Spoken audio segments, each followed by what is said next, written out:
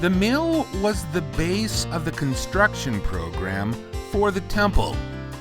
Large amounts of lumber were produced, of which much was sold or exchanged for other needed building products.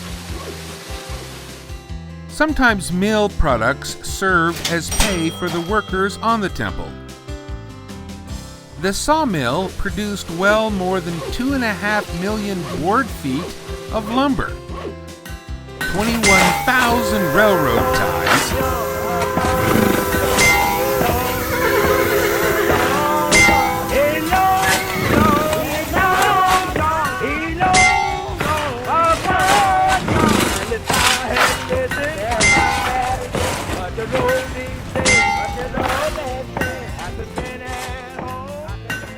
$9,000 laths for plaster work,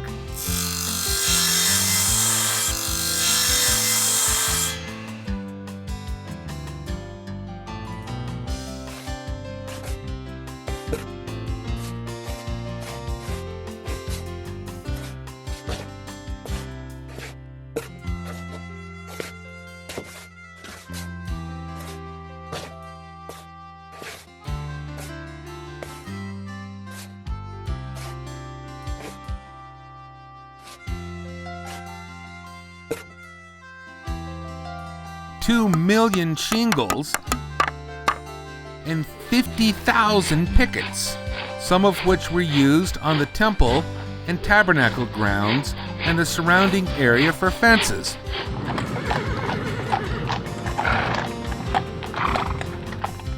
A limited amount of charcoal and broom handles were also made. The majority of these items were disposed of to aid in the building programs of the temple.